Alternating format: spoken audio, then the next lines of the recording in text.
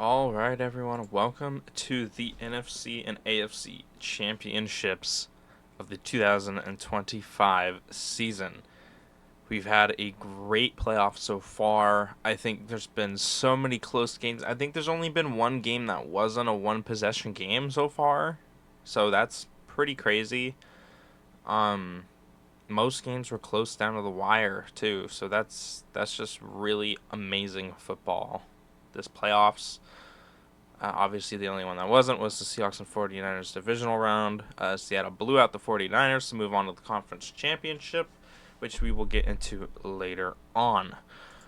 First, we're going to go for the AFC championship game. We have the two-seeded Patriots heading to Denver to play the one-seeded Broncos in Mile High.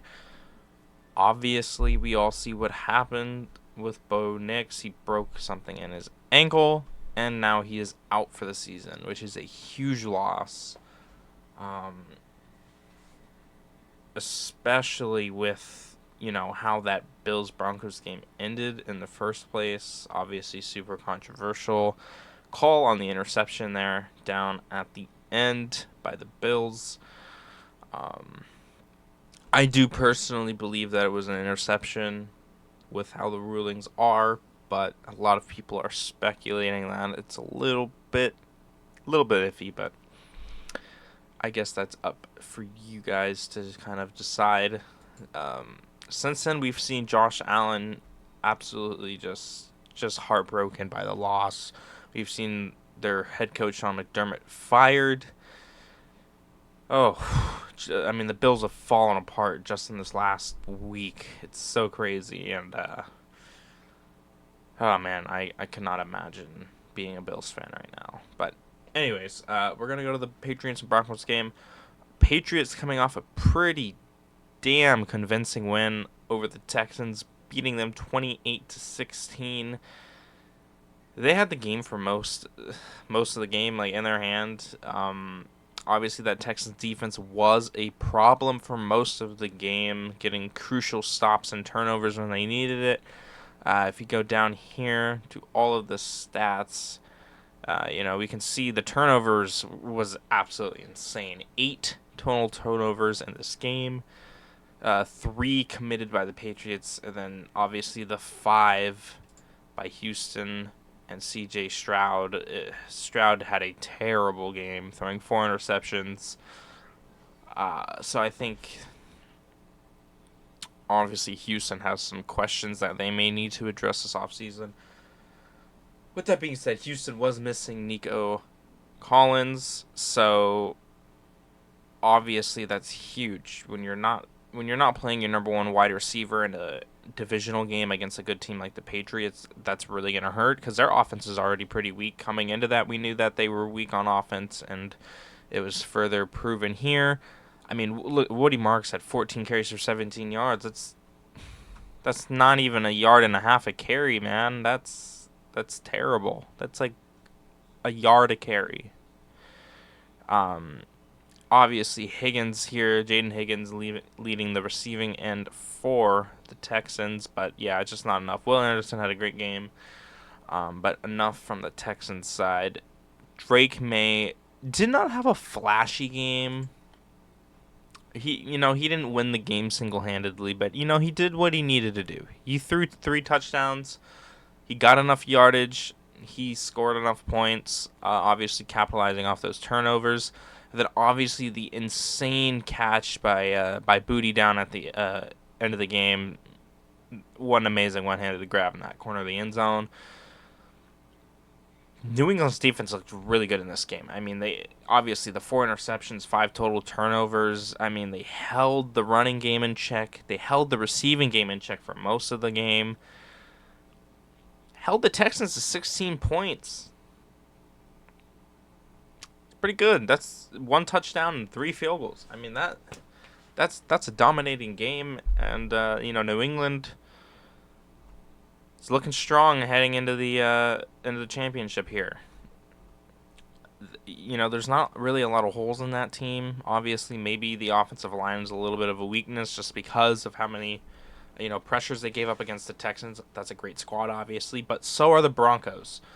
We saw Drake May fumble a few times, recovered them, but still, that is going to be a huge issue against this Denver Broncos front that just forced not one, not two, not three, not four, but 5 turnovers. 5 turnovers against Josh Allen. That is crazy. 2 interceptions, a few fumbles. Obviously, the one right before halftime that really hurt them. But just another dominant performance by this Broncos defense, and they did just enough to win on the offensive side of the ball. That is something, though, that they are going to have to clean up because, obviously, they do not have Bo Nix anymore. They have Jarrett Stidham starting. That's going to be really, really, really interesting to see. Obviously, you want to see them get that running game going. Bo Nix leading your team in rushing with only 29 yards is not exactly ideal. You want to be able to get the running game going against a defense like the Patriots so you can open up the play action and just passing game overall for someone like Stidham, who has not started this season at all. You know, it's going to be really interesting to see what Sean Payton draws up on this offense. Obviously, he's comfortable with Stidham since he's been there for a while with Sean Payton. But, obviously, there's a reason he's not the starter. So, I think it's going to be... I think that you're going to see a lot of quick throws. You know, a lot of really just quick, easy... one read check downs and one read plays just to get the ball out of his hands quick because this Patriots defensive line has been getting after the quarterback. We saw it against the Chargers and we saw it against the Texans. Obviously, two pretty weak offensive lines, and you know Denver's got arguably the best offensive line in the league, but still, you know, a lot of momentum riding in here for the Patriots. They smell blood in the water. They smell a trip to the Super Bowl. Literally only a backup quarterback away. So, you know, I think there's going to be a lot of pressure on Stidham, literally and obviously figuratively. I mean, he's got to lead this number one seed into a huge game against the Patriots to go to the Super Bowl, and if they do, then he's going to have to play in the Super Bowl. So, interesting. I think this game's going to be a lot closer than people think. Obviously, that Broncos defense is a force on its own. The defense can win a game on its own. Not to knock Bo Nix, but I don't think he's the greatest and the biggest contributor to this Broncos team as many think or see. We've seen him struggle throughout the season. He's not Josh Allen. He's not what Drake May's been to their team. He's not Matthew Stafford's been to his team. He's more on a game manager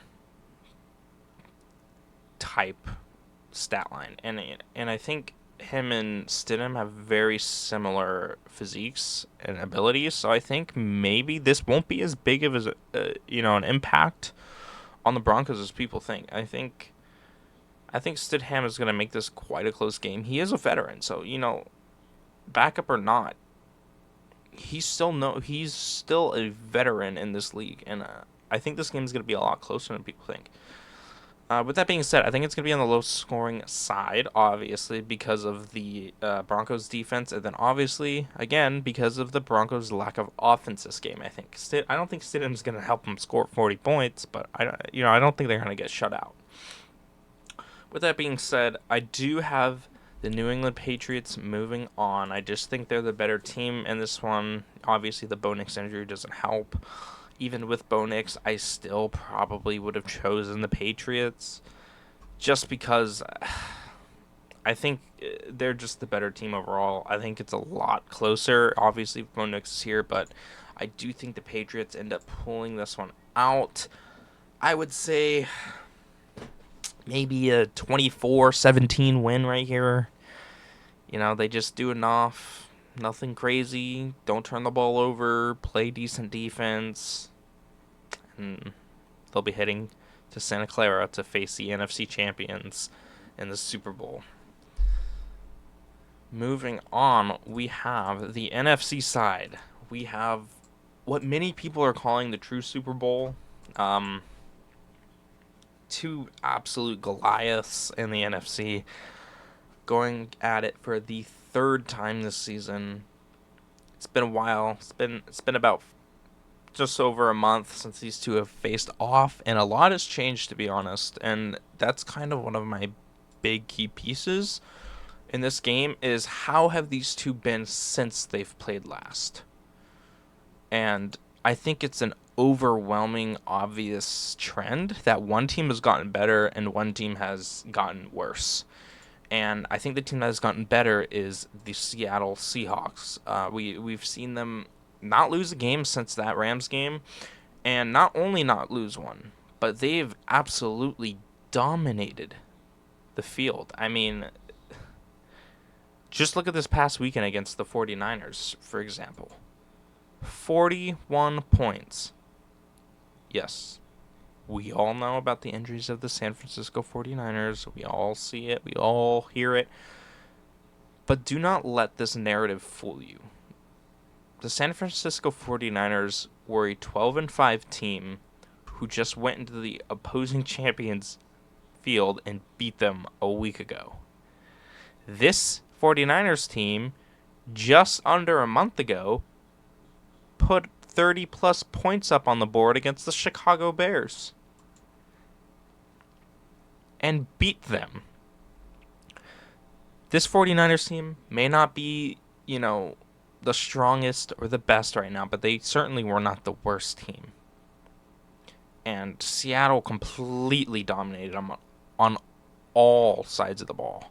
Offense, defense, and special teams completely ruled by Seattle in this game. I mean, 116 yards by Kenneth Walker, 3 touchdowns. He's got a hat trick.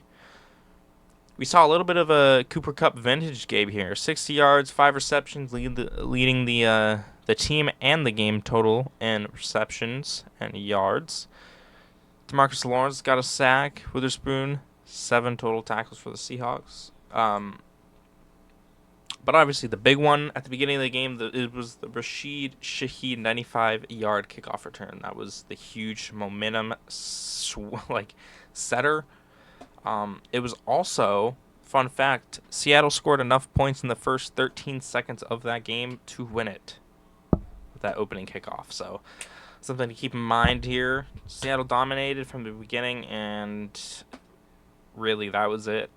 The first quarter end, they were up 17-0, and at halftime they were up 24-6. So I mean that's pure domination. Niners did not score anything at all after the half ended. They only scored 2 field goals in the first half, and that was all she wrote for them. So not really much by the 49ers there. A lot of people will discredit Seattle for this game, but I think you have to look at it for what it is, and that was a complete beatdown of a divisional rival who was doing a lot of talking, and regardless of the injuries, was still a playoff team.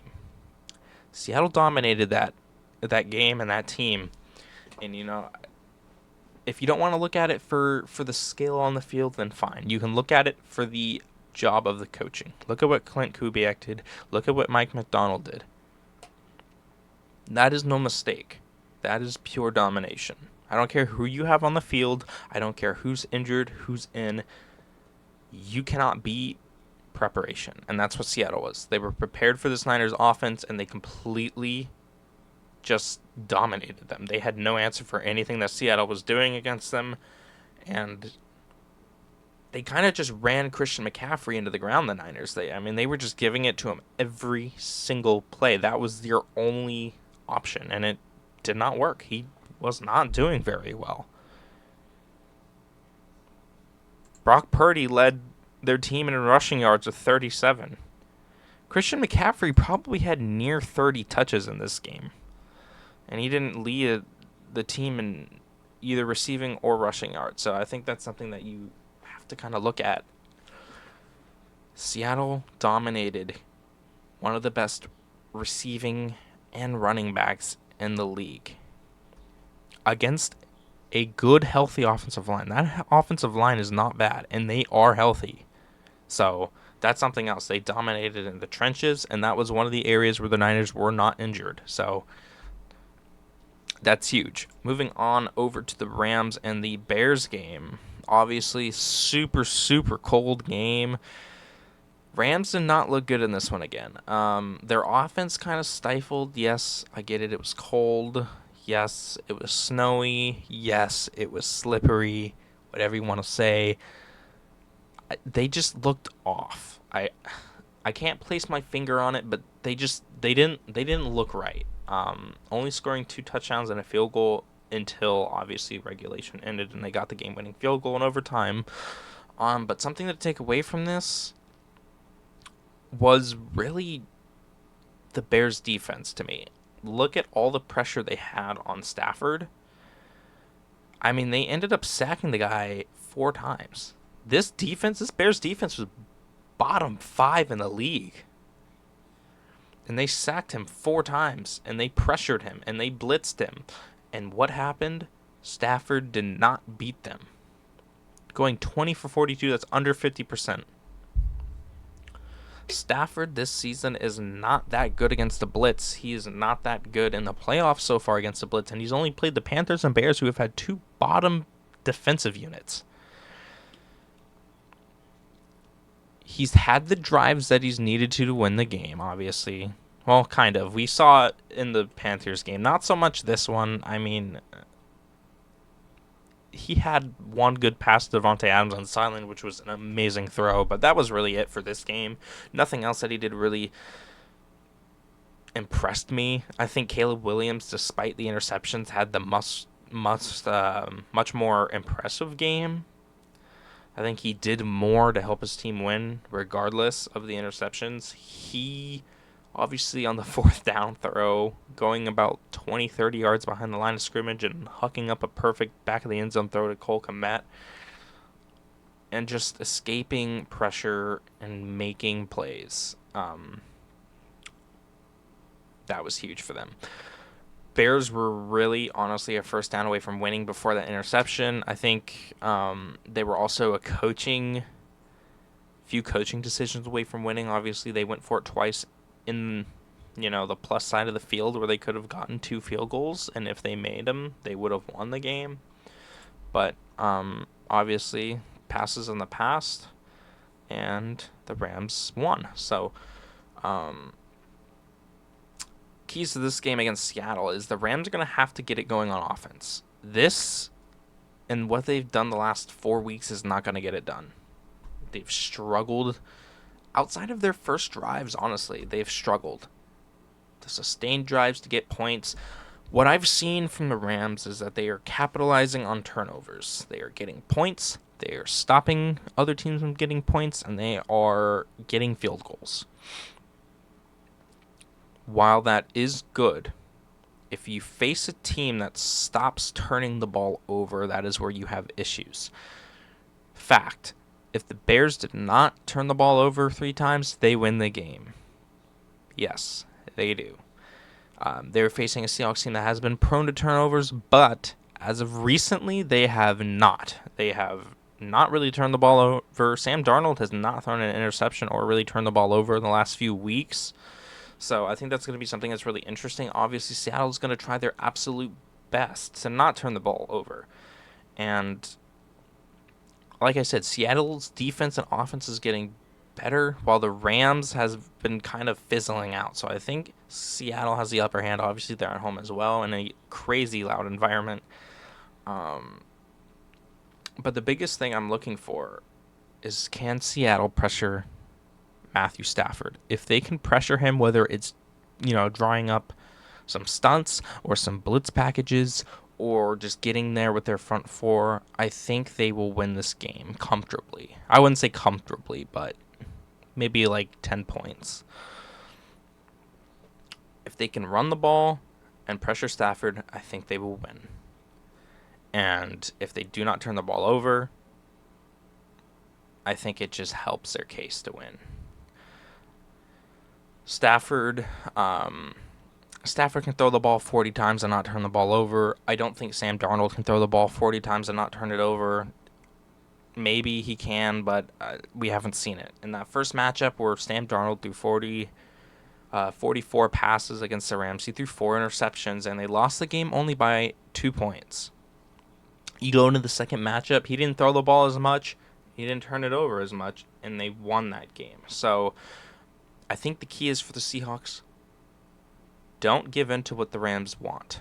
They want to turn the ball over because they will capitalize on it. If you don't turn the ball over, you run the ball, and you pressure Stafford, you will win this game. With that being said, I think it's going to be more towards the score of the first game, and I think the Seattle Seahawks end up pulling out this game to head to Super Bowl 60. I think the Seahawks win, I would say, 31-24, and they go to rematch and reface the infamous Super Bowl 49 matchup against the Patriots to try and get their revenge for what we all know, the 1 yard line interception against Malcolm Butler and the Patriots, and they go and try and get their ring back.